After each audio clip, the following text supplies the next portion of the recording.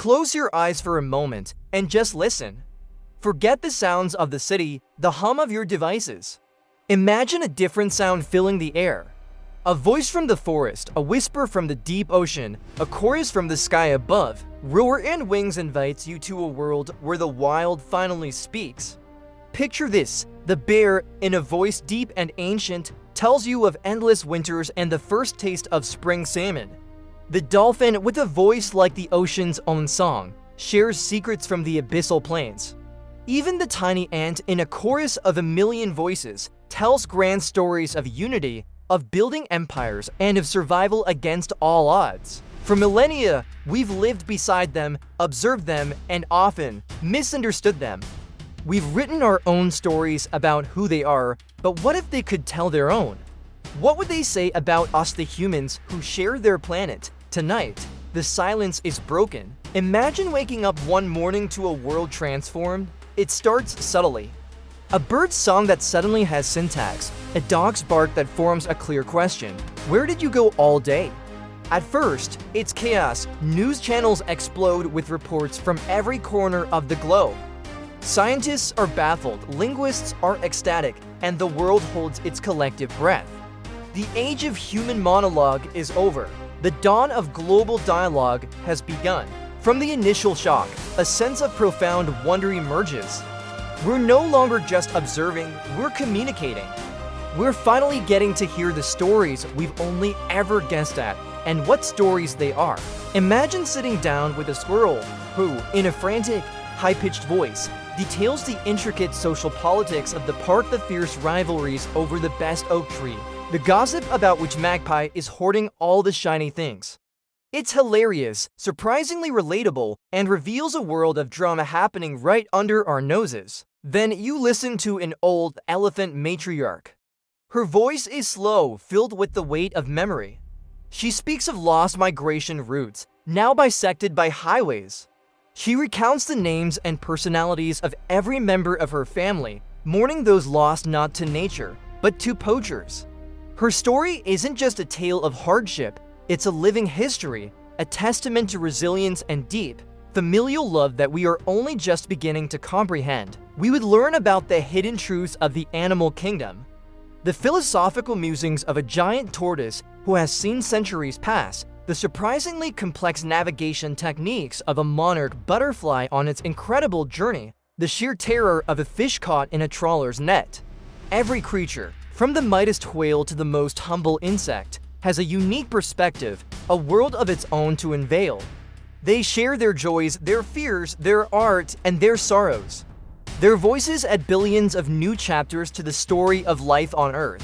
But with this incredible gift of communication comes a heavy burden of responsibility. Hearing their voices forces us to confront uncomfortable ethical questions. When a pig can articulate its fear and its desire to live, does that change how we view a pork chop? The concept of humane farming is suddenly up for debate, not by us, but with the very animals involved.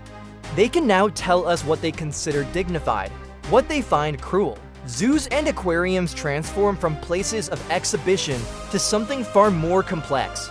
Are they embassies, sanctuaries, or prisons where the inmates can now plead their case for freedom? A lion, pacing its enclosure, might tell you of its longing for the open savanna, its voice a low growl of frustration. A captive orca might speak of the ache for its pod, a loneliness we can now understand in heartbreaking detail. These aren't just animals anymore. They are individuals with desires, memories, and the right to a voice in their own destiny. A new moral frontier has opened up, and we are standing right on the edge. This flood of new perspectives forces humanity into a grand reckoning. We are forced to look at our reflection in their eyes and hear their unfiltered opinions of us. Some animals, like dogs and cats who have lived alongside us for generations, might express deep affection and loyalty, albeit with a few complaints about the quality of their food or the lack of walks. Their love is now a spoken bond, not just an assumed one, but others would voice a litany of grievances. The orangutans would speak of the great forests burning, their homes turning to ash for palm oil plantations. The bees would hum a lament for the poisoned flowers and the collapse of their colonies. The oceans would roar with the voices of whales and dolphins, choked by plastic and deafened by ship engines. They would call us out on our contradictions, how we can cherish one animal while condemning another to a factory.